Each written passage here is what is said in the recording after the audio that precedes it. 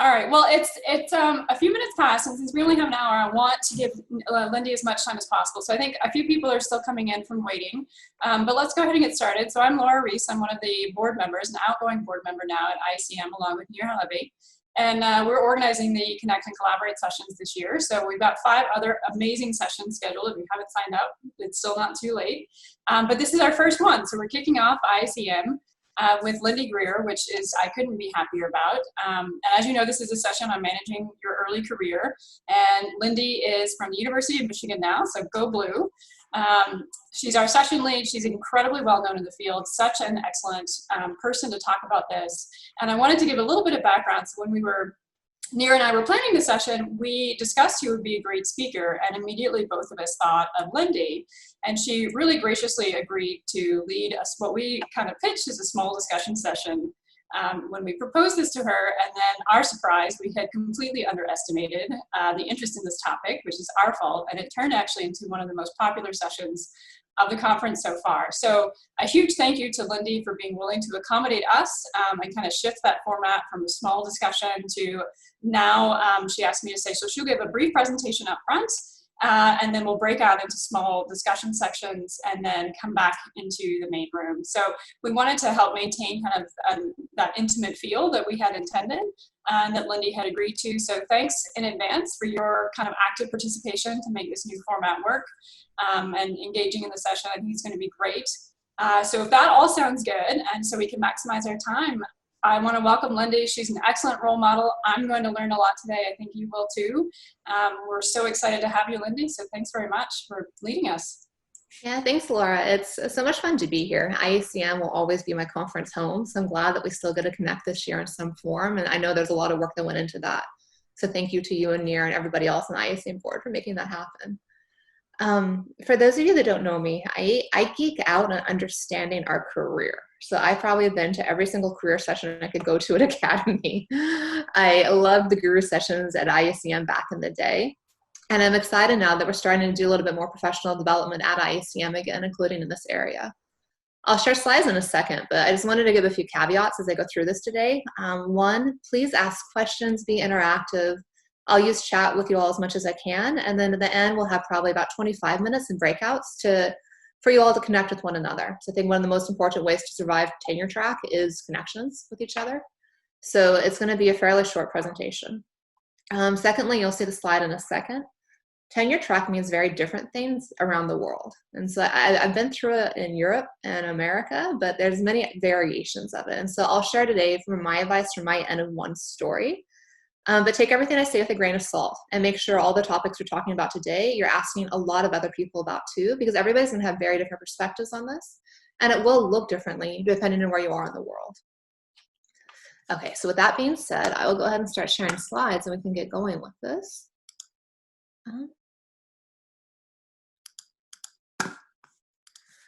Okay. So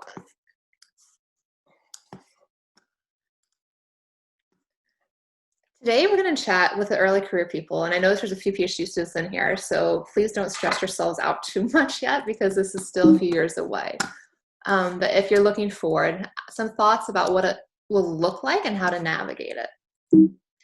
So as I mentioned, again, tenure track looks really different in very different places, and I think that we often underestimate that and maybe don't necessarily prioritize fit well enough early on. You know, what tenure looks like in Australia versus the Netherlands, France, American business schools, and even within American business schools, it looks really different. So talking to people at different places, understanding the requirements, the culture, how they view it, you know, is tenure track a 7-year postdoc where it's expected that you won't get it? Or is it a 7-year, we want you to be here the rest of your life? Schools vary dramatically in this. So a lot of reasons to talk to a lot of different people besides just me to understand how to navigate through this. Just FYI, Laura and Nir, I don't see chat right now when I have my full screen shared. So if you could help me, if there's questions that come up, could you let me know? Thank you. Okay, so I'm going to give you just a very quick discussion of like my journey on tenure track, which was varied. I might be holding the record, at least in my friend group, of how many times I've gone through tenure, which is 4. That is I don't know many other people have done this. I know a few. I once met one of my heroes in the field and heard it took her 21 years to get tenure, which made me feel a little bit better that for many of us, early career is a very winding route in many ways. I did my PhD in the Netherlands, and I slipped between programs to where I didn't have to do a master's. So I finished my PhD in 3.5 years and was a baby at 25 years old and hit my first tenure track job with no idea how to navigate things professionally. And I was in the Netherlands at that point in psychology.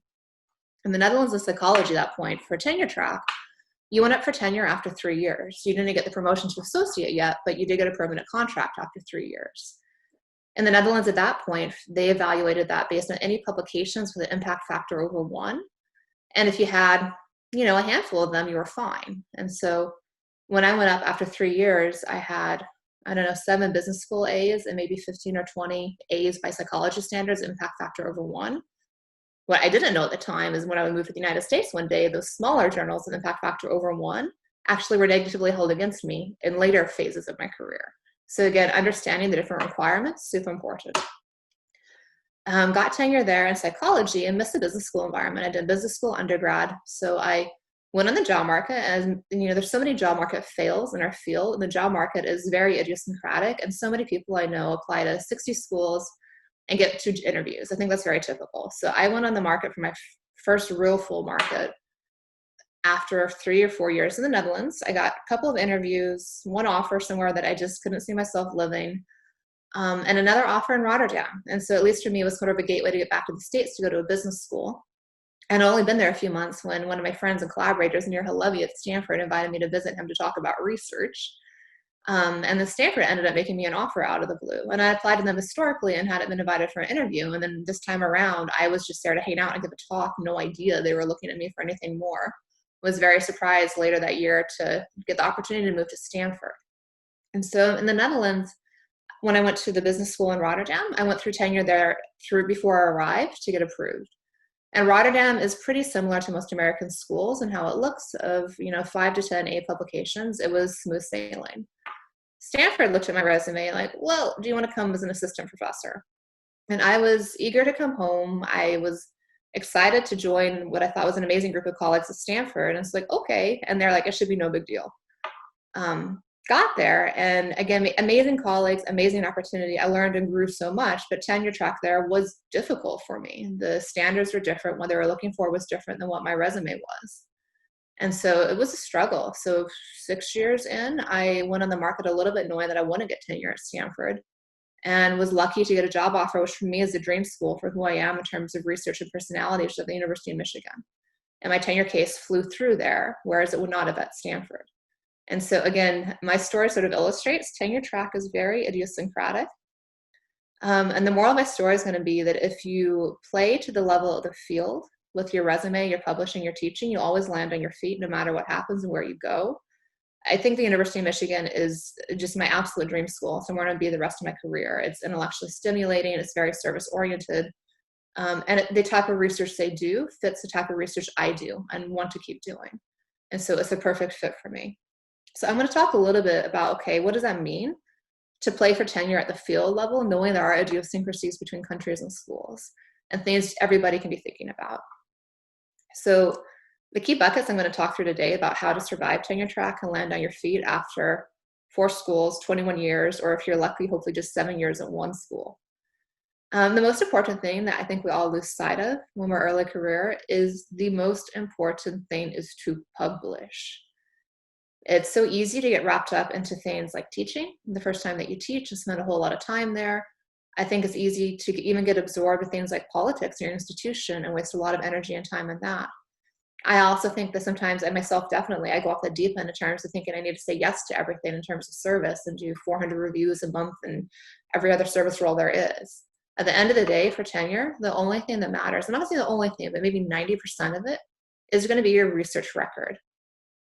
We'll get in a second to how that's evaluated and tips of how to survive that. And for each of these buckets, I'm going to pause after each of them and ask you to get on chat, share questions you have about that bucket, as well as the best piece of advice you've ever gotten in terms of that bucket. So everybody in the group today can sort of learn from each other and the collective wisdom that we can bring to this conversation about how do you survive publishing tenure track? How do you survive teaching? So for publishing, and this is speaking more to American business schools, but it is true everywhere, but the latitude you have is different depending on where you are. So if you're looking at, say, the top 30 American business schools, A-tier publications are everything. What I hadn't known when I was in the Netherlands, and this is different in the Netherlands and Australia, I'd be curious for also Asian schools, is that publications that are lower level, not even don't help you, they hurt you. And so knowing where you are and knowing where you want to stay is important. Yes, we can all agree from the sake of science, and maybe this type of taste doesn't help us. But for tenure track, it's about survival. We change the system afterwards, so I can help you all do that now. But until you get there, understanding the game of and how to play it is super important. If you look across schools around the world, and I'm speaking more from an OB perspective, so if you're in communication studies, which I know IACM has a lot of, or if you're in psych, update the journalist for your field. But just to give an idea, I wanted to mention here, at least within organizational behavior, the variance in taste, even within our little area. So within our little area, I think the only two journals you can get every single person to agree on, and this is even with a little bit of a caveat, is ASQ and AMJ. Most places hit the next level of like A's of work science, JP, science, strategic management journal. And many places then also include the psych journals like JPSP, OBHTP, and some of the A-, B+ management papers like Journal of Management, Personnel Psychology, and some of the more theory-oriented places like AMR, Annals, ROB. Understanding what's valued at your institution is super important because this is for the field. And keep in mind when you go up for tenure, 10 to 20 of your letters, depending on how many letters your school gets for you when you go up for tenure, will be coming from around the field. If those letters aren't good, nothing else matters. And so you're striking this balancing act between playing to the field, making sure those outside letters are good, as well as managing stakeholders internally. So at the field level, this is more or less what people would say at the field level. That being said, like for me, when I was at Stanford, I didn't do my homework enough before I joined, and the only tenure cases there in the last 15 years were based exclusively in JPSPs. I don't publish in JPSP, and it's not what I aspire to do. So I really set myself up to fail in a lot of ways because the type of journal I published in was not locally valued. Luckily for me, at the field level, I was okay and landed on my feet at a peer institution. But being able to strike that balance between knowing what's locally valued and what's valued for your external letters to the field is super important. In addition to these publications, and this will get a little bit into reputation in a second, for many schools, they want to know not just did you get an AMJ, but there's a lot of people say, well, not every AMJ is equivalent. Some AMJs are, home runs, other ones are crappy. And so what can you do to find ways to signal to others that your papers are also high quality? And so that's being strategic about submitting to conferences like IACM, where there's best paper awards. You working with a media group at your school, if you have a paper in AMJ, that it gets talked about in HBR. Also working with things like citations. I just got an email this morning from a senior faculty advertising a paper of hers that just got published, and I thought that was awesome. I think we're often uncomfortable to do that. But if you do want to signal when you go up for tenure in 7 years to 10 years, depending on your school, that you have home runs, you need objective data points to help you there. And so again, that could be paper awards, it could be the proceedings if you submit your paper to the Academy of Management, it could be media attention, but it also, importantly, is going to be citations, especially at public schools. They put a lot of value on metrics and numbers, and having citations of your papers helps. And that means presenting your paper at conferences, talking to people about it when it gets published, organizing small conferences, symposia, etc., just so people know your work and they're citing it and using it. So that sounds great. Oh, great, publish. Okay, but that's actually super hard. One of the things that I've been loving doing post-tenure is being editor at AMJ. And so we've been organizing a lot of workshops about how to publish in AMJ that have helped me update my thinking a lot over how to publish. And so I've seen some of my other co-editors give some really cool presentations of what they think the most important thing is of how to get into a top tier regardless of where it is. One of my pet advice is always on contribution and hook. And this is true for an individual paper as well as for your research statement for your tenure case. And that's knowing who the 10 to 20 people in the world are whose work you're seeking to talk to. What dialogue is it that you're trying to join? If you went to Academy and you're in a symposium, who are the 20 people in there with you? If you really understand the state of their dialogue and the problems that they're currently debating at Academy of, is hierarchy good or bad? Or, are the types of conflicts sufficient or is there another one? If you know problems in their dialogue and your research can solve those problems, that's the key to contribution for a top tier paper. You're not filling a gap, inventing a new idea. but you're speaking to an existing theory, existing line of work, an existing group of people, and making their dialogue better in ways where you're clearly solving problems for them. What's important then is when you go up for tenure and you do your research statement, you're allowed 1, 2, maybe 3 buckets of work.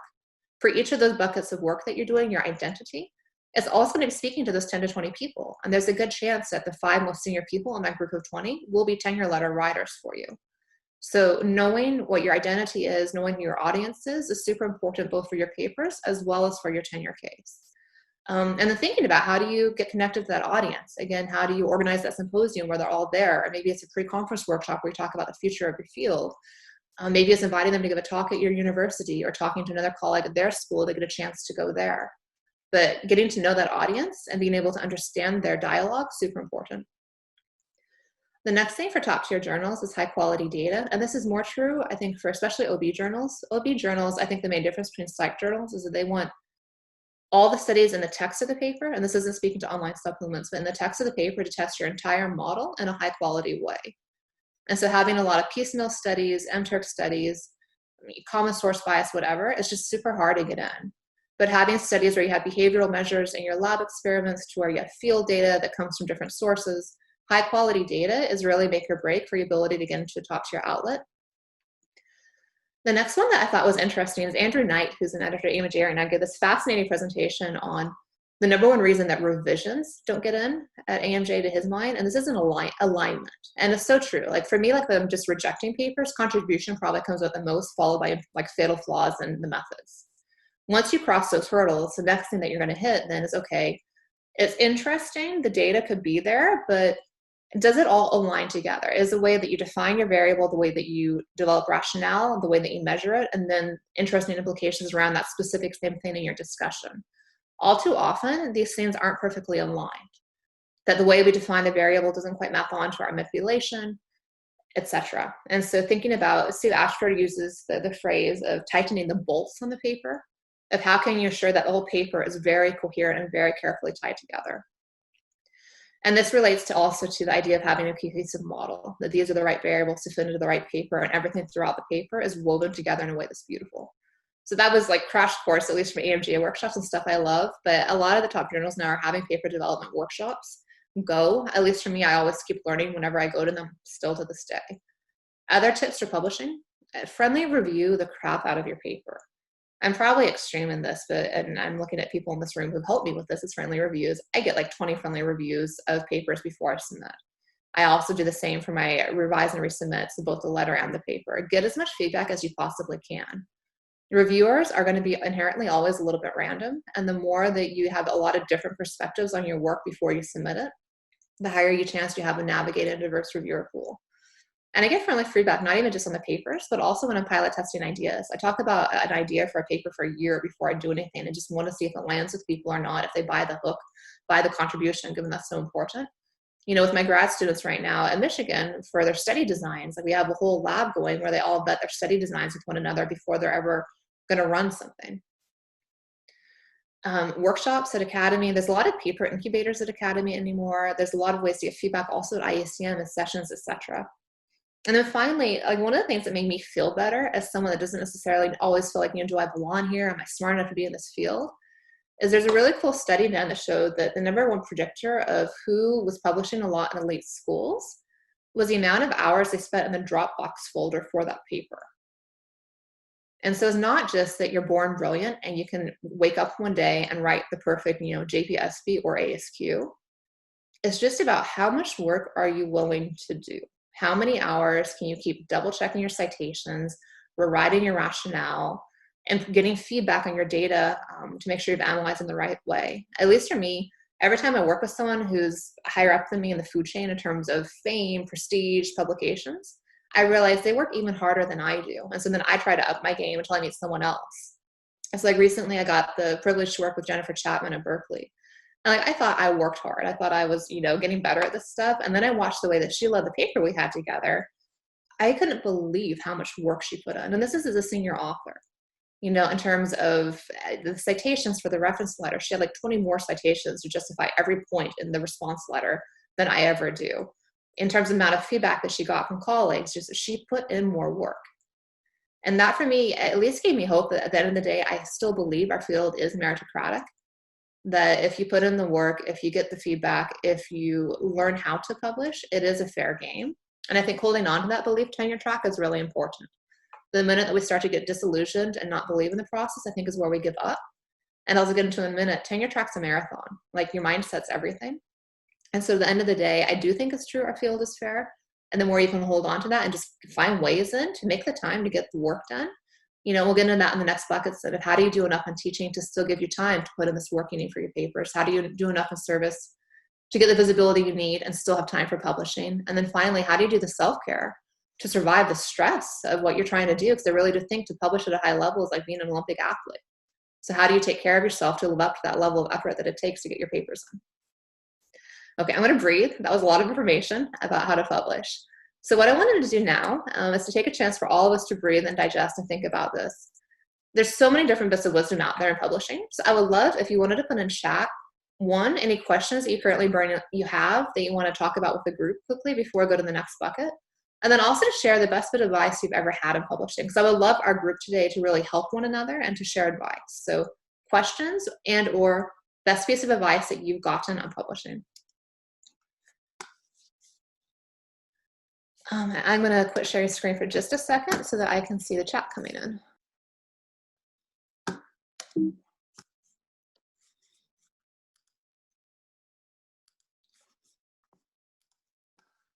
Okay, Laura, do we have stuff coming in?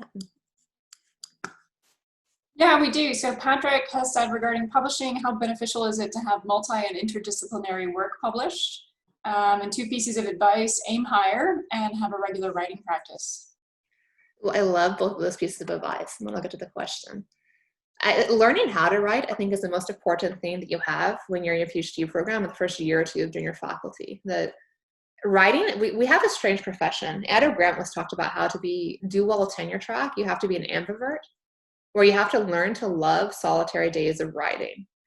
At the same time, you have to be extroverted enough to enjoy the classroom. And that's really hard. I think often for many of us, especially the writing part of how do I write every day to put in those gazillion hours to do good papers, it takes a lot of learning how to trick yourself into flow. So regular writing, and we can get into that in a second for advice and self-care, but how to find those writing hours. I love the aim higher. I agree with Karen too on contributions. Like whenever I'm working with students, when we don't go to data till those contributions are convincing. And at least for me, because I'm super risk averse, and some of my colleagues here know this, like I don't like to get data until like I really believe in the contributions. So for me, that could take a year.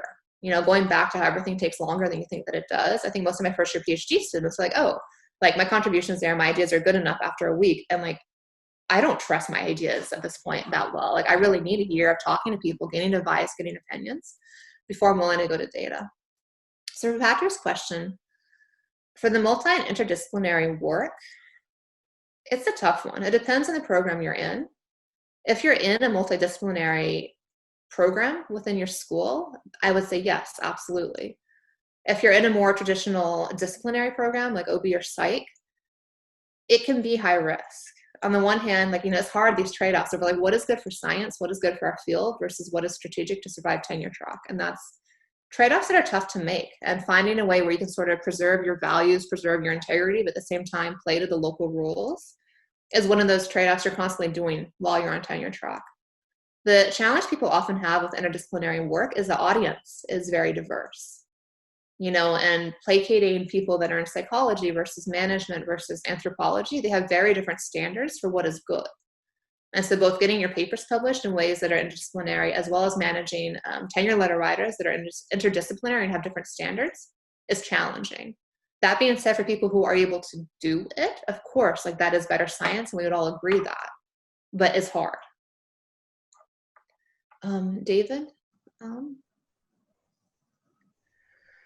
So David's question, I think, was a good one that comes up about publishing theoretical versus experimental topics. And so when you're looking at your publication list for tenure, it's important to understand the local requirements of the number of A's as well as the type of A's as well as unspoken rules. Like, so first basic, like gross cut across the field is to get tenure at a top 30 school, you need 5 to 20 A's. 5 to 15 maybe is normative. Okay, next step then is what are those A's? Well, we have generally what the field sees, but there could be idiosyncratic views on that. Over, is JPSV an A or not? Is OBHTP an A or not? So know your local norms, also know what's generally okay in the field. And then once you get into the next level, there's questions like this. Over what should the balance be between theory articles and experimental or quantitative articles? At least for me, I know one of the issues in my resume is I've done probably too many meta-analyses and reviews. And especially for tenure track, the top schools, they want to see the 4 best home run articles that have original data. And so lab studies, field studies, etc. So you can have a few theory papers, reviews, meta-analyses in your portfolio, and it's nice to have one of those that ties together your line of work. At the same time, it's hard to only do those and get through at a top school. Additionally, going into the co-authoring question too, people are going to be looking at, if you only publish with your advisor, it's hard to know who you are. And so at the end of the day, you really want to be leading your identity of your brand of research. So having different co-authors and also having papers that are either solo authored or you're the most senior author on the paper to show that it is really you leading this line of work is a nice checklist to have for most schools and in the field. I'm trying to think of other like small details within publishing this way. And I think those are the biggest ones is the quality, both in terms of if it's an A tier and then how it's being used in the field, best paper awards, etc. And then the co-authorships and having a diversity of co-authors and also trying to be the most senior author in some of them. And then having a reasonable balance of probably a little bit more quantitative papers with a few theory in there. And so for Stephanie's just do a little bit deeper on co-authors and how many. There's different disciplinary norms on this. So if you're a more macro side of OB or the field, like they still do solo authored and they don't quite get the psychology model of like 20 co-authors. I just was on a paper that had 27 co-authors. Like I obviously live a little bit more on that side of the field. So no local norms on this. Again, with anything in this, it's about balance. So if all of your papers had 20 co-authors and you get a tenure letter writer who's from the macro side, they might struggle with it. But if you had a paper or two that could speak to what they need in terms of having just you or maybe 2 or 3 people where it's you and a few younger people, you'll be fine. But it also depends too of knowing your audience. So if you know that only psych people are going to be reviewing your case, it's fine to stick with the multiple authors. So much of the answers of all of this is going to be knowing your audience. And then if you're playing to the field level, having that balance of having a little bit of everything that could speak to everybody. And also, Stephanie, the last thing I would say too is on co-authors, choose people who give you energy. Again, going back, you need time to get your research done. That is the single most important thing that you have to do. Tenure track is do those hours, have more hours in that Dropbox folder than you humanly think possible. And so you want people that make you want to open that Dropbox every morning and don't make it hard. So, you know, trash projects or backburner projects, if it's not working for you, people that do help you run quickly, work with them again.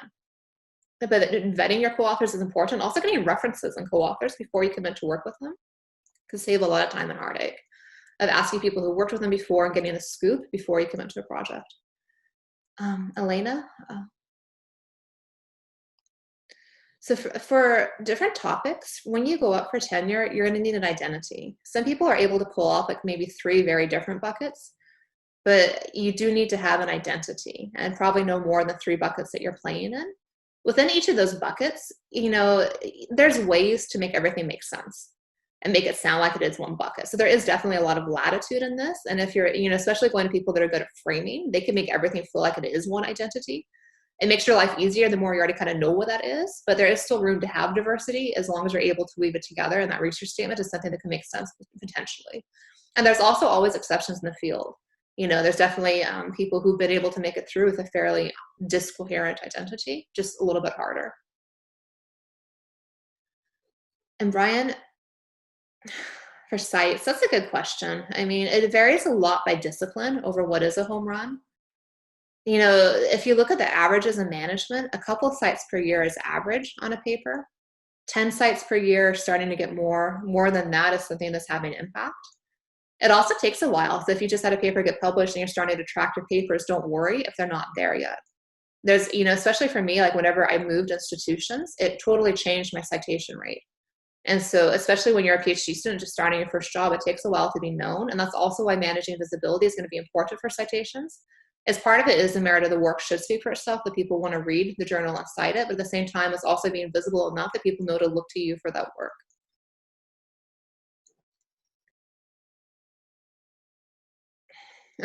Jackson. So when you go up for tenure, the process varies by school a little bit, and also the norms around this. And so for most schools, the people within your department write letters to and or have the potential to allow you to even enter the tenure process or not.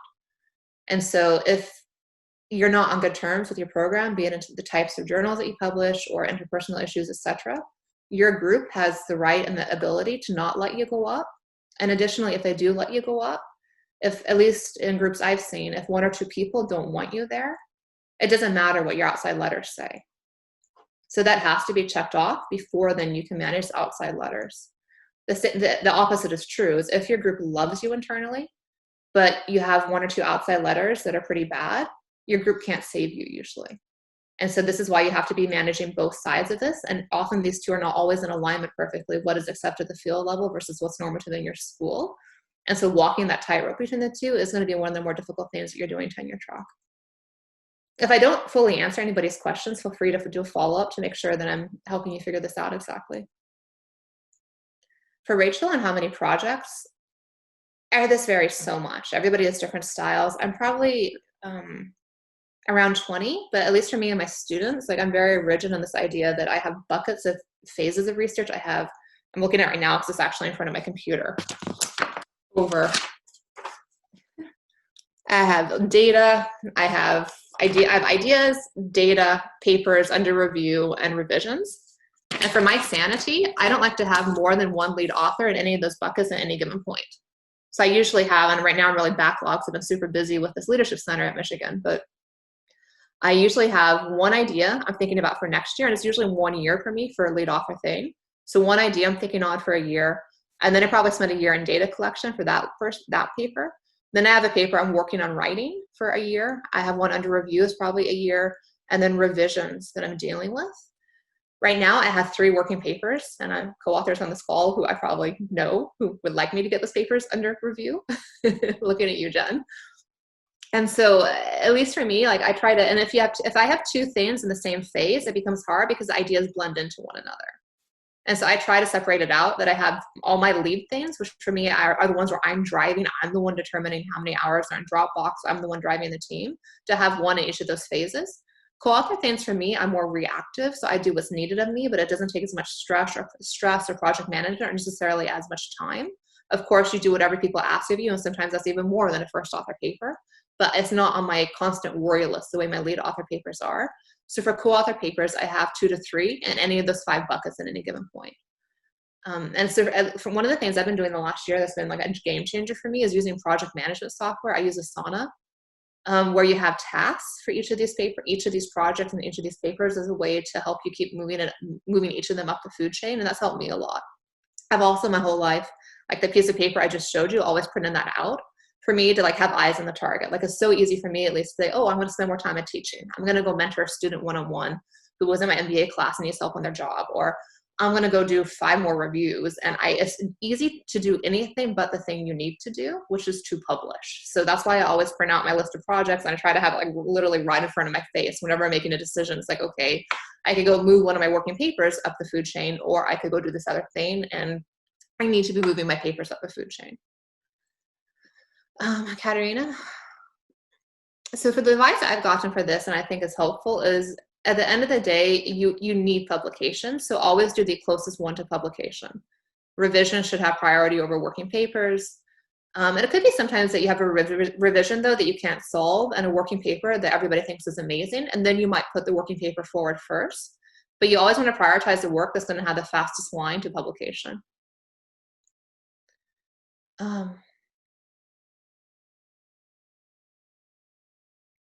So for the thing of publishing your first paper, like for me at AMJ, like I really don't pay attention to the authors are, and the reviewers don't know. And so I think the reputation thing matters a lot less than people think that it does. And I think the field is a lot fairer than people often think that it is meant to be. I think the tougher thing for your first paper isn't so much the signaling of having a senior co-author or someone famous on it. It's that thing I mentioned earlier about learning to get a clear audience. That often people when they're early on actually try to make their contribution too big and say, I'm changing the theory of groups and teams for the field. Well, there's probably 3,000 people in the world who research groups and teams. And so then for me as editor, then when I try to find reviewers for this paper, which is actually specifically on theories of time and group interaction, if I just randomly choose 3 different groups of people, they're going to have very different tastes, very different ideas of what is good. The problems they're dealing with in their different dialogues are going to be very different. So they're not going to have consensus over, is your paper going to make a contribution or not? So the more that you can nail those 20 people, and that's hard when you're young. And so this is where getting advice from senior faculty, trying to find the right symposium and academy, and then having that list of names in your head of like, who are those people? What is their problem? And then in the first 2 pages of your paper, nailing who are those people. So then when I get your paper as editor, I know immediately the right reviewers to send it to, and I'm not getting oddballs, because it's very hard for me to give a revision with 3 reviewers who hate it from 3 different points of view. If I have 3 reviewers who all generally agree, it's much easier to help them move forward. So trying to help the reviewers agree with one another is one of the easiest things you can do to help get your papers through. And that matters a whole lot more than signaling or whatever, because honestly, I don't think signaling matters that much in terms of editorial decisions. And then working with students, I think collaborations with students are great. Advising students is a lot of work. I love my students and it gives me energy. So I've done it my whole career because it's something that gives me joy. I also realize that it's something that takes away from my lead author papers and takes away from time. So it's for you finding that balance over what gives you energy. So like if it gives you energy to work with students and it gives you more space and, expands the pie, by all means, do some of it, don't do too much. And try to find places, especially early on, where it's easy, where there's a senior author on the team who's helping mentor the student in terms of career. And it's just you, working with them on a research project where they're actually helping you go faster because they're able to do some of the data collection stuff that you don't have time to do. Also, reputation matters. So ask around in your department of people who worked with a student before you commit to a project, or especially towards advising, to know, like, what are you signing on for? Is this going to be something that's going to make your life easier or harder? Because again, tenure track, you want to do everything you can to have the time and the motivation and the happiness to really crank out your first author papers. Okay, I think those are all the publishing questions. That was a ton. If there's nothing else, I'm going to move on to teaching and some of the other ones quickly. Okay, so share screen. Okay, so next up is going to be teaching. And you've just heard my whole sermon on this, which is publishing matters more. For teaching, and you can see it from the slide, you want to meet expectations. If you love teaching and you want to be a superstar teacher and it gives you energy to do so, again, finding your energy and finding ways that give you joy is important during tenure track, knowing that most of your energy should be directed towards publishing. So teaching, meet the minimum. If you love it, you can do a little bit more, but make sure it doesn't take away too much from your research time. And I think that's a mistake everybody really falls into early career, is investing too much time in teaching and overshooting the bar on this one. Teaching really doesn't get weight. Like your 13 whatever outside letter writers, they're just going to see, is your teaching decent? If you had a 3 of a 5 for your teaching, but even then it's pretty rare for outside letter writers to get into teaching. Internally in your department, if you're a problem and students complain about you and they can't put you in its classroom, yes, that will get into the way of your tenure case. But as long as your teaching is relatively normative and falls within some normal range, it's enough.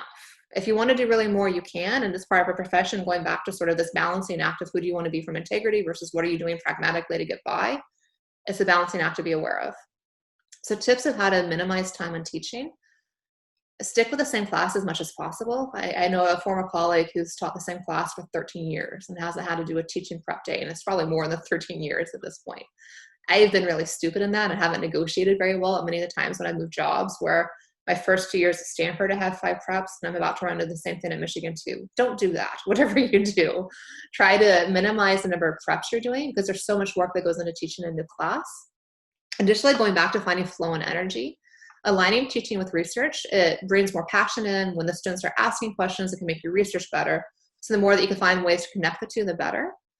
Also, something that's been helping me as I use project management software more is allocate time for teaching in your week. And don't go over that. I think it's very easy to, at least for me, to get obsessive about my slides, like the beautification and finding the right points or whatever. Allocate your time. If the time is up, move on, as hard as it may be. One of the big derailers, I think, for early career around teaching is when teaching goes badly or it's stressful. And that's when you put in too much time, or just the energy-wise, it takes away from your ability to do your publishing. So when I was at Stanford, something that many colleagues did that I ended up doing that I loved that was so good for me was improv. That it just took away a lot of the stress of the classroom. It made me a better teacher. It made me quicker on my feet and just made me feel a lot more safe to be myself in front of the room. So if you haven't done it, I highly recommend it. But also just looking at the support within your institution for teaching. There's a lot of ways to get coaching and support early on that, at least for me, made it a lot easier to spend less time in teaching and have less emotional negativity around teaching. So getting a teaching coach. I also have had acting coaches and vocal coaches at different points in my career, and they've really helped me a lot. Also getting senior colleagues to sit in with you. I had a senior colleague at Stanford that started to sit in on my executive teaching for a while and just gave me amazing advice about how to change content and slides in ways that better met that audience. So using your mentors around you, and I'll get into the power of this in a second, really helps.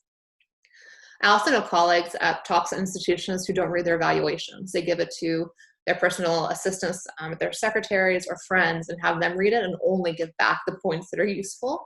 So if it is something that causes you a lot of emotional weight to read evaluations, again, all you're going tenure track is what keeps you moving fast. Where do you keep momentum? And if this derails you, have someone else read them and tell you the highlight reel of what you really need to know. Of course, there's so much variation in how much schools value teaching if you're at a teaching school. Obviously, there's going to be a little bit more weight on this. Or also some schools, like think of an HBS, they want you to show contributions around teaching, such as making new cases. Other schools might value like a big innovation in teaching. So think of one that aligns with your research and your passions and do that one thing, whether it's helping them revise their core around teams or introducing a new elective that no one else has done that really brings your research into the classroom in a cool way that meets a societal need. But choose that one thing and prioritize that and try to make it be visible. This is the same as true as you start to move into admin positions post-tenure, is you want to show a big visible win. And so being very smart in what you take on is important here too. Okay, that was crash course in teaching. Same thing for the chat. What's the best advice you've had for surviving teaching early career? And what are questions you currently have?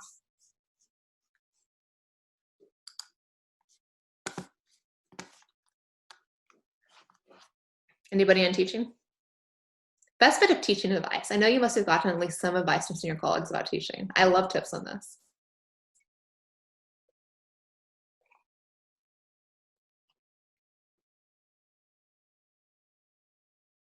I love that one. Laura said, love your students. And I think early career, especially when you're young, like I was 25 when I started teaching and like they were my age or older. And I was scared they wouldn't respect me or they didn't like me. And I was so busy in my own head. I think that energy came off in the classroom. And the more that you just go in with like, it's a privilege to get to help other people learn. Like I genuinely come in from a place of love. They give you that energy back. And like with all of this we're talking about today, energy is everything. You have energy to run with your papers, but also the energy you bring to the classroom. And just holding on to a mantra or a frame like that can really totally change it. And I think especially if you've had a class go wrong, it's very easy to then get defensive or reactive with the students. And then you get on this sort of this downward course, downward spiral that's very hard to get out of. So always making sure that you are be able to reset. We'll talk a little bit about this later in terms of self-coaching. At the end of every academic year to be like, okay, like what are the beliefs that I need going into this new year? And like one of the great ones is loving your students. For Patrick and online teaching, there's so many resources flying around right now. The University of Michigan Office of Academic Innovation has a great website with resources. I can try to find the later if you Google it, Office of Academic Innovation. Academy of Management's had some sessions on this. There's a lot floating around right now. Send me an email if you want more and I can give you a more detailed list, but most universities are offering training. At least at our school right now, there's probably like 5 trainings a day for anybody that wants to show up for all of them. So within your institution, there's going to be a lot of support there. I think it's interesting to be looking at new technologies, so even talking to people outside of academia too, for like what are different innovative softwares you can bring in terms of virtual reality, etc. There's a lot of cool things going on. I love Elena's advice too. So try to schedule classes the same day and also in the same semester. At least for me, if I know that I'm teaching once a week, like that whole semester is for me not good energy wise. And if I teach the whole academic year, like I'm just going to be pretty screwed for research. And the more that you can stack your teaching, same semester, same days, the better. Especially when you're early career, getting one of the good gigs, like teaching a orientation week class where you get an entire credit done in a week. Or teaching even the core where it's in a condensed version where you're done with your teaching for the year in 6 weeks can be a huge win because then you can give all your time and all your focus to research. I like teaching as an opportunity. So true. Great advice on online teaching from David. And Jackson's true too. I've invested to try to do it well the first time. It's like if you don't do enough the first time and it bombs, it's very hard to recover from that. But it is a balancing act. 'Cause I think it's easy your first year or two to do so much that you so overshoot the bar. So you're trying to make sure that you don't bomb, which is really important because like if you do bomb, like that really derails the first 3 years of tenure track. So it needs to be good enough without necessarily completely killing your research the first year or two. Um, and I agree with Simona that for teaching, it can help research. And if you can align your research and your teaching, I definitely get questions from my class that make my research better. Like my main working paper I'm working on right now, I got an idea from a former Navy SEAL who was in my MBA class. And so if those are aligned, not only does it give you more energy for both, but it truly does make your research better. There's a lot in online teaching. I feel like that's a whole subject in itself. I don't want to go too far into it today, but our world is changing teaching-wise, and talking to colleagues at your institution about best practices and norms is going to be key. Yay, thank you for sharing that resource, Amy. And I love the point of having fun. So there's a lot of positive energy for teaching. Love your students, have fun, make sure that you invest enough for it to go well the first time, including getting resources. Just my biggest advice and caveat is going to be don't overcommit. Don't go too far off the deep end to where it takes away from your research too much.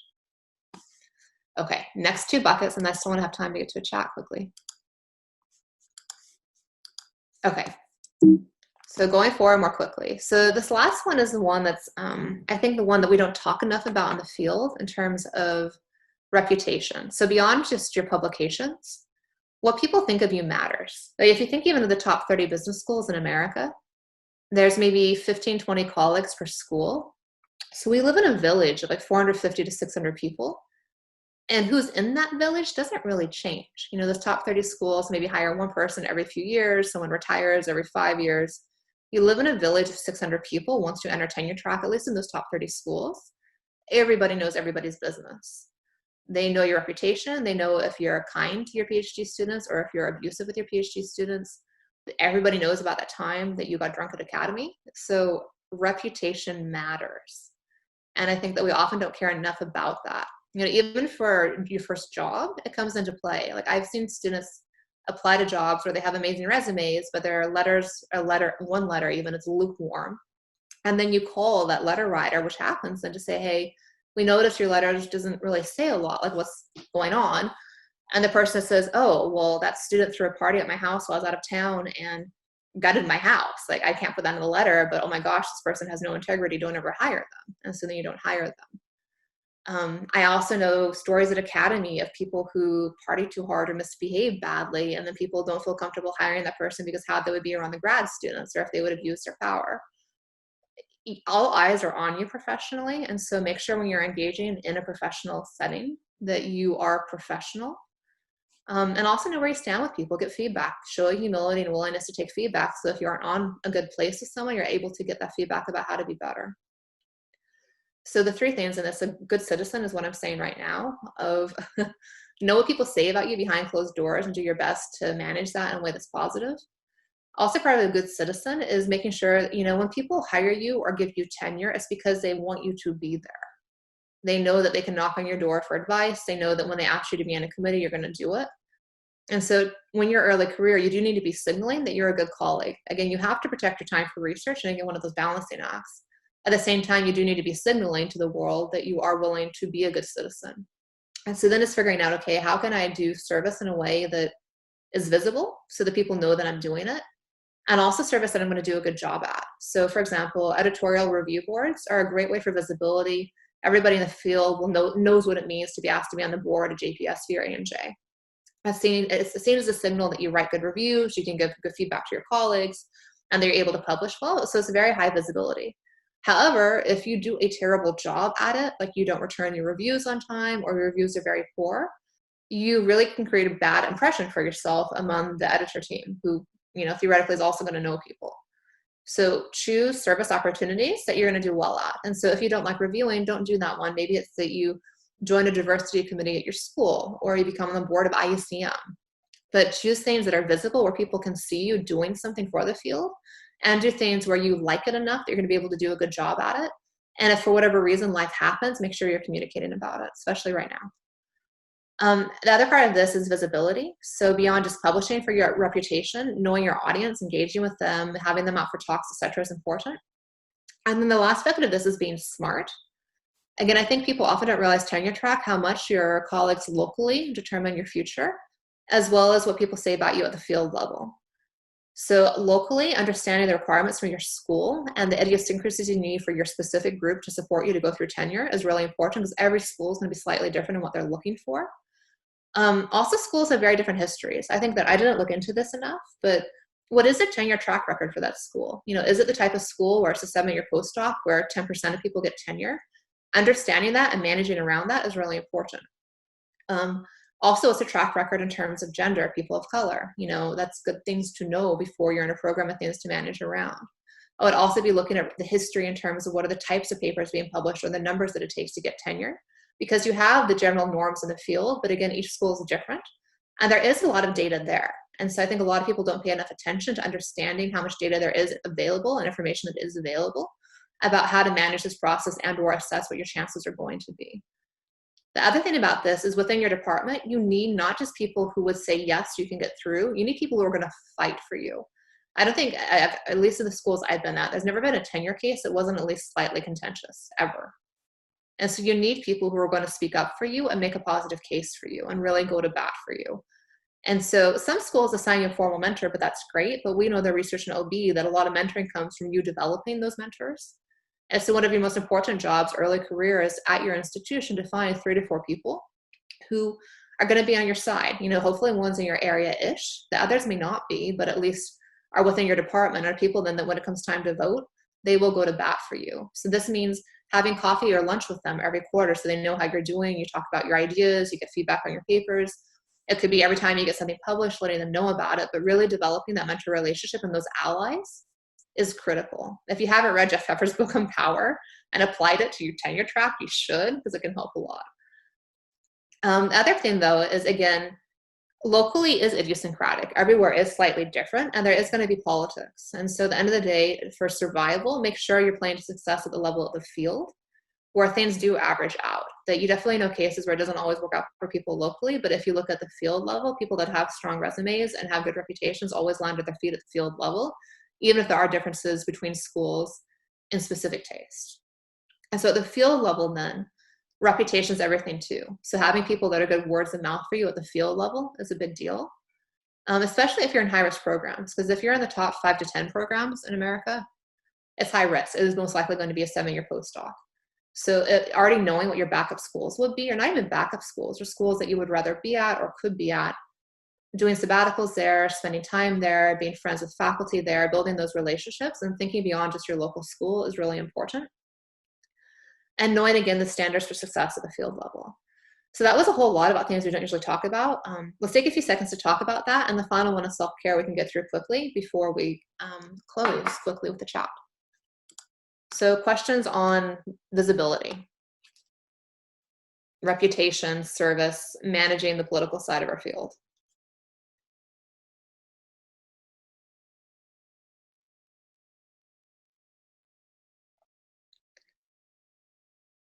Okay, I'm going to go ahead and do self-care while we're waiting for that, and we can find questions for that for the sake of time.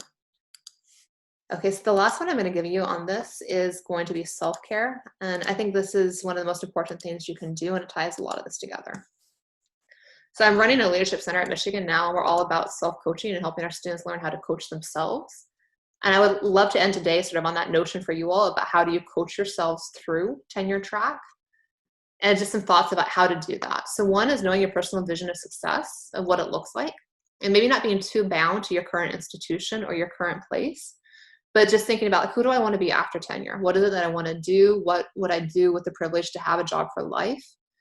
So having that vision and knowing what it takes to get there, field level, and then breaking that down. So I was once at a career session academy where Lisa Leslie had like the world's most crazy, amazing, and terrifying Excel sheet where she broke down basically the percentage of acceptance rates at top journals, how many ideas she would need to work on, how many data sets she would need to collect, and how many papers she would need to submit to end up with 10 A-tier publications when she went up for tenure. So you can do the math, like you could figure this out and then actually backtrack then, okay, if I need 10 8-year publications at year 7, what do I need to be doing from now back to day 1 at the start of tenure track? I like structure. That may terrify you, so take what you want with this. But I do think having some idea of benchmarks, of sort of knowing approximately where you should be year by year, can be helpful in managing time to make sure that you don't get lost in all these time steps I mentioned, spending too much time in teaching or too much time in service, but kind of knowing the pathway that you need to reach that end goal of how many publications you're going to need. And then going back to the writing suggestions that people gave, step 3 on this is like, okay, if I know that this year I need to submit 1 first author paper and 2 second author papers, I need to be writing most days. I need to be collecting data. So what are experiments I can do to get better at that? So maybe right now I'm really struggling with writing. So maybe asking people for advice or suggestions over, hearing to set a timer and then trying that for a week, that I set a timer on myself for writing. Or maybe for a week, I try finding a new place to write at, that I go to a cafe versus sitting at home. But constantly experimenting is like a great way to get yourself to be even better athlete at performing in the publication process. So constantly finding experiments of ways to make you faster, better, sharper at going after those publications. And then taking times out to reflect and update. Our field doesn't have a natural break point, which is hard, I think, in terms of taking vacations, taking a breath, assessing how are you doing in terms of aligning your life in ways that are representative of who you want to be in terms of balancing family and work, in terms of allocating your time at work. And so, at least for me, like over a New Year's Eve, like I like to go away for a few days somewhere and just like journal and write to reflect. I also try to take a vacation in the summer for a week or 2 and use those 2 time points as a point to step out and say, okay, how is all this working for me? Like, am I on track to that vision still, or did I somehow get sidetracked? What's working for me in terms of managing my publishing pipeline? What isn't? How can I get better at that? And how am I feeling happiness-wise? And what do I need in my life outside of work to keep doing this? And the final point of self-coaching about getting better at leadership or anything is mentoring others. And so working with PhD students where it's not too much of a time drain, working with other junior faculty, but mentoring others is a great way to get your thinking clear for yourself over how do you be successful in this field. And the last thing for this for self-care is balance is everything.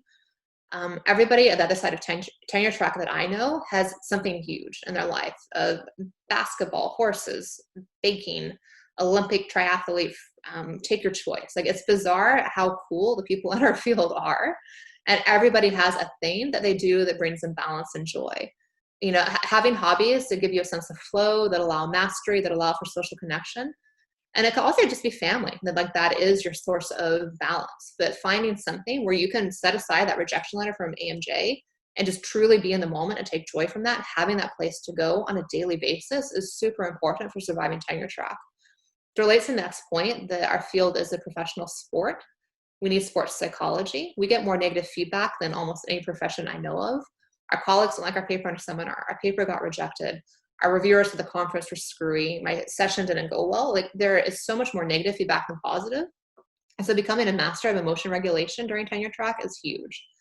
And again, everybody I look at this on the other side of this has mastered this somehow, of whether it's through daily meditation, through a whole lot of therapy, of whether it's venting via stand-up comedy or improv, or writing funny blogs, or journaling practices, or ice cream rituals whenever things do go well with really good friends in the field. And this relates to the next point of having a peer support network that helps you regulate your emotions as you go. Like, so for me, I've survived tenure track from having a group of girlfriends that I text with, on an almost daily basis about the ups and the downs that make me feel like I'm part of a community. And as many of you know, this group then snowballed into the Woman Will Be Facebook group, which now, we get multiple posts a day. And I think it's like 800 members or something now. It's crazy. But having a sense of community, having groups you can go to for support is really important. It was a whole lot of information, and we're officially at 11. We have this session till 11:30. So I'm going to stick around for the next half hour for questions, whoever wants to stay. We can even do small breakouts or try to chat with the 37 of us, whoever's still left. So officially, for anybody that needs to go at 11, thank you so much for being here today. I'm always happy to chat, to answer questions or whatever. So please feel free to reach out. For everybody that wants to stick around for a few minutes, I'm happy to talk a little bit more and share ideas. Thank you. Yeah, so before everybody goes, if anybody needs to step off, you could just give a virtual or auditory hand clap. Thanks so much, Lindy. That was fantastic. Thank you.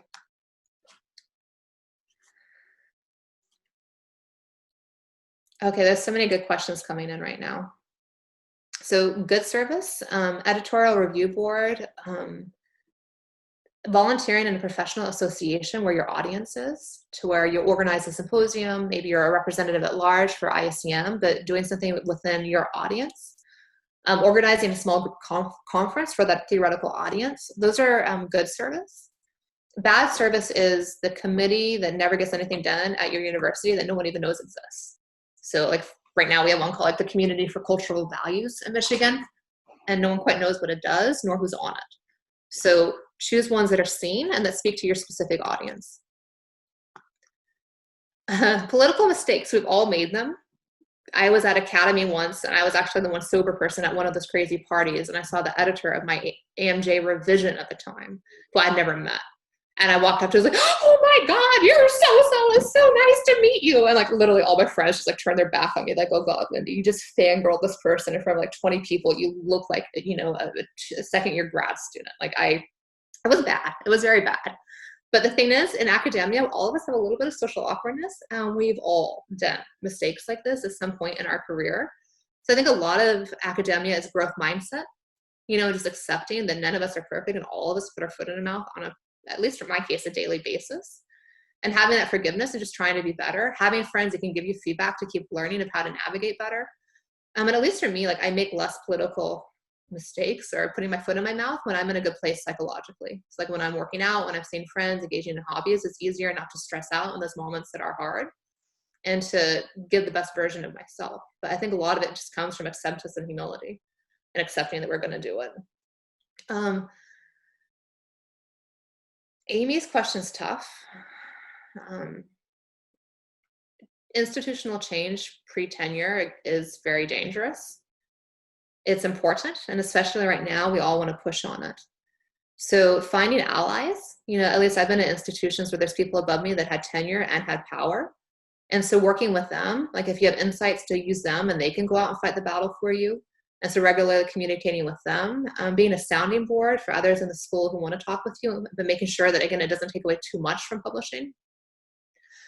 And maintaining your sanity. I mean, I love the book Tempered Radicals. That talks a lot about how you balance having a separate identity from your institution and how you can start to make small changes on a daily basis. But again, like what I mentioned, of your group needs to be on board with you to go up for tenure. And so if by pushing for change, you've alienated somebody, you take away your power to do anything in the future. And so sort of choosing when you can make wins and how. And especially with any type of change, I just go back to finding allies in power and giving them tools they need to do more. And then once you get your power yourself, going out for it. So at least for me, this, you know, DEI is something that's very dear to my heart and has been for a long time.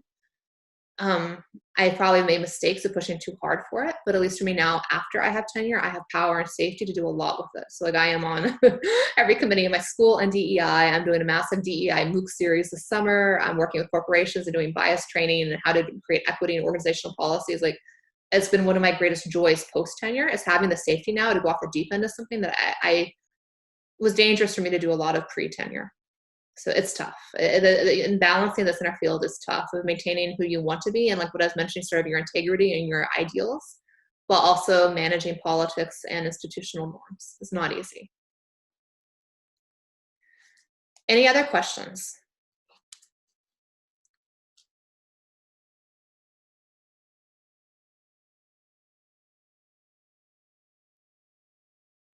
So David's question.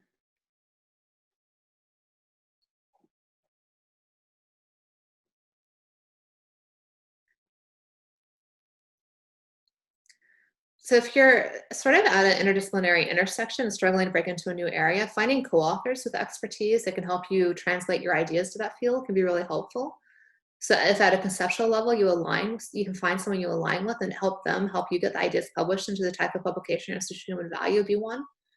If other people in the group have ideas for that, whenever chat, feel free to help David as well. And David, feel free to reach out to me offline to brainstorm more on that one.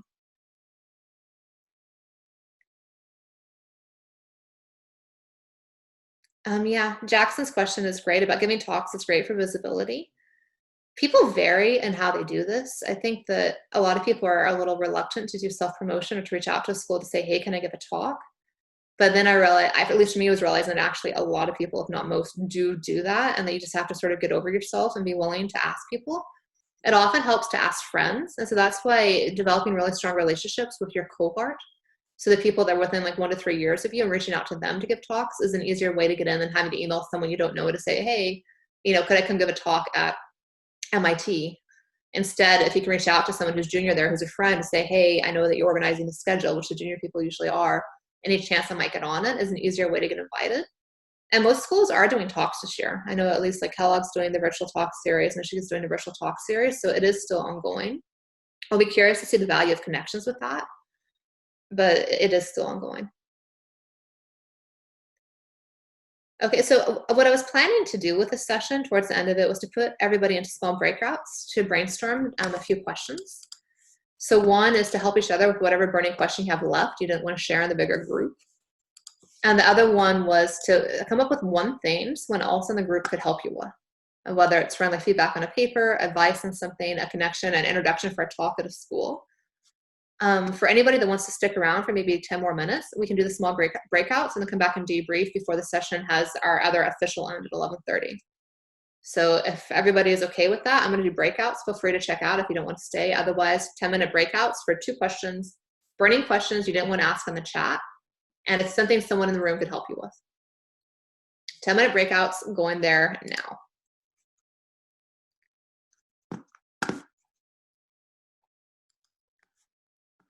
Okay, so to wrap up this session, I would love if anybody wanted to share from your groups to the group today. You can do it in chat or also just to speak, which would be great given we're a smaller group now, about what the key takeaways were from your small group. If any advice you want to share with the group or things that made you feel better after that discussion. So anybody want to share? What did your group talk about? Yeah, Josephine, go ahead.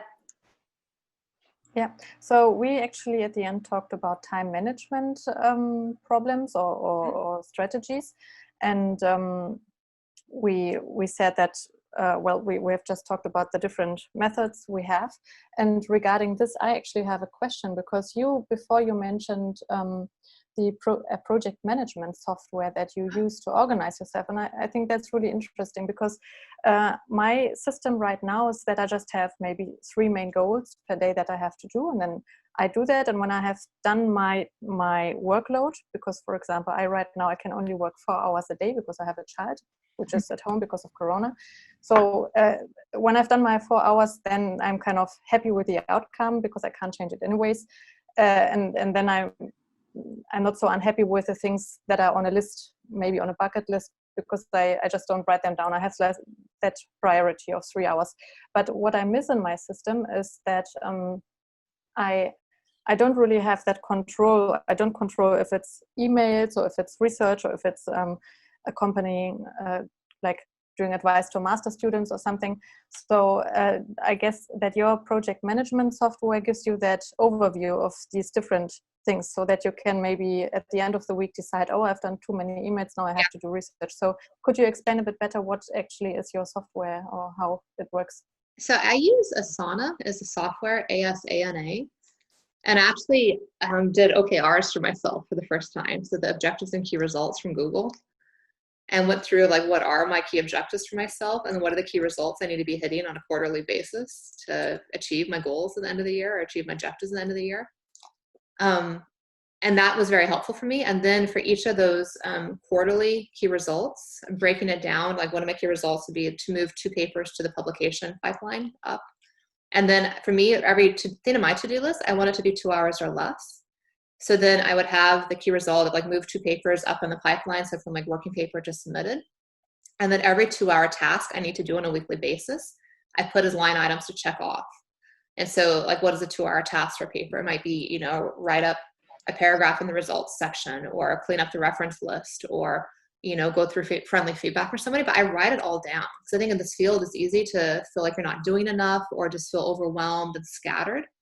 And so for me, I write down all my little to-do things, because then it becomes easier to plan my week out as I know all my 2-hour tasks. If I just have submit paper, it's very easy then for students that want to chat with me one-on-one, or my emails or whatever, to let those take over my day. But if I have now, like I block time in my schedule as well, to where like what are my working times where I'm doing my 2-hour tasks. So in advance of the week, I know how many 2-hour chunks I have, and I can look at my to-do list to make sure that those 2 things are aligned. That I have 8 2-hour tasks that I have to do this week. I have 16 2-hour blocks. And then the other is going to be, especially for me at this point in my career, the rest of the time is going to be meetings or emails or whatever. But that ensures that I stay moving, even in period. Because especially for me, if I'm teaching and having meetings, it's easy to get no work done. And so this has been my way to help hold myself accountable. There's a lot of different ways out there, though. Katarina mentioned the Faculty Success Program. And there's also a great book, I think I have it on my shelf somewhere, about how to coach yourself for female professors. This book is amazing. And she coached a lot of the people in our field through tenure track. And you can hire her to work with her. I didn't hire her, but I use the book a lot, and it helps a lot with things like time management, setting goals, etc. And I would, work for men or anybody. It's not necessarily specific to women, but there's a lot of coaching books out there. I also had an executive coach for a while, in terms of also helping me figure out how to manage time, but also some of the political stuff too. That was very helpful. So it's a big question. I think it's something we're all fiddling with, and everybody has a new innovation. So just asking people for new ideas, because everybody struggles with this. Any other groups, topics, questions that are still burning? What did you discuss? What are you still thinking on? So can I, Lindy? Yeah. Yeah, I'm sorry, I don't have enough reception here for video. So my advice was actually the Faculty Success Program, and I also was hearing Josephine ask about it. And I just suggest people Google it and look it up. It was very, very helpful. I used it last semester when I was teaching for the first time, and I actually had one of my and thanks to the Faculty Success Program, it was very helpful. I also have 2 very young kids, and also in the context of COVID, it has actually been very helpful to be applying those tools and figuring out, that I'm making sure I have time for everything, right? And be that, kids in a situation of a pandemic or teaching or anything else. Yeah, especially in breaking down the point that you had earlier about your goals, annual goals, monthly goals, weekly goals, and daily goals. It's a very, very helpful tool. Awesome. Thank you so much for sharing that. Okay, we have about 2 minutes left. Any other groups want to share topics or last questions? I had a quick question, Lindy. Do you have advice on how to sort of keep moving field data collections along during the current situation and thinking about that? I mean, so at least for me, like the data collections that align with current events have been easier to move, especially right now, especially for some like diversity companies want to throw money at it, which is good. Also a little strange that took this, but hey. And so for me, my data collections on diversity are streaming along. The other thing that I often do then is I have a couple other projects that are not at all to do with diversity, but I'm embedding them on those diversity projects as a way to still get them measured. So like some of my leadership field collections are slowing down right now. So I'm just trying to move some of those items over to the ones that are moving. So finding ways to frame your projects in ways that speak to the things that are top of mind right now, be it COVID, uncertainty, changing workplace, or diversity. And also, honestly, crisis is a good time to be an academic doing field research because we're free. Companies don't want to spend a lot of money right now, especially if you're just doing a research exchange. It could be a good time. I did my dissertation around the 2008 crisis, and so it was great for me for getting field data because usually they would hire McKinsey or someone to do their engagement survey, but now they didn't have money to. And so now they actually are excited to engage with researchers. So also sort of selling the strengths in that and selling, you can help them do some of the things they would be normally paying people to do, like an engagement survey or something like that. And now you're a free way for them to do that, while then also embedding some of your stuff within the data collection. Does that help a little bit? And I'm also always happy to help with this. And at least for me too, for field data collections, going to senior faculty for connections or advice, or people that are doing exec ed know what companies have money right now and are moving or not.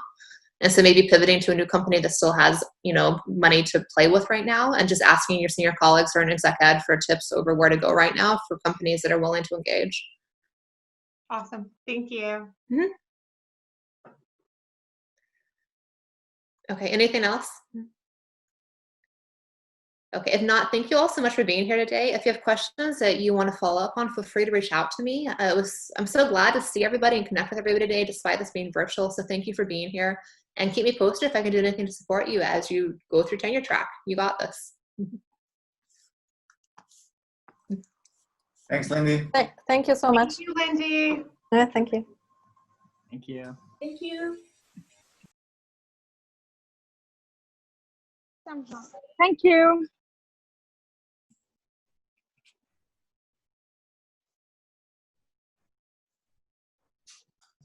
I'm surprised people stayed for an hour and a half.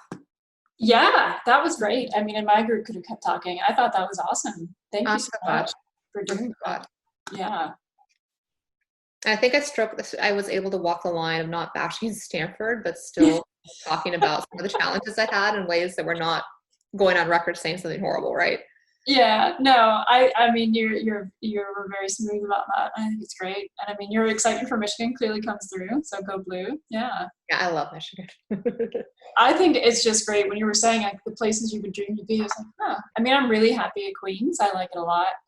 Besides the not having Jason part, which we've talked about a lot. Who knew it would be such an issue? But yeah, I think the fit and finding a place that you're happy is just awesome that you found it so early. 4 schools in, but It doesn't feel early. I'm glad I'm there now.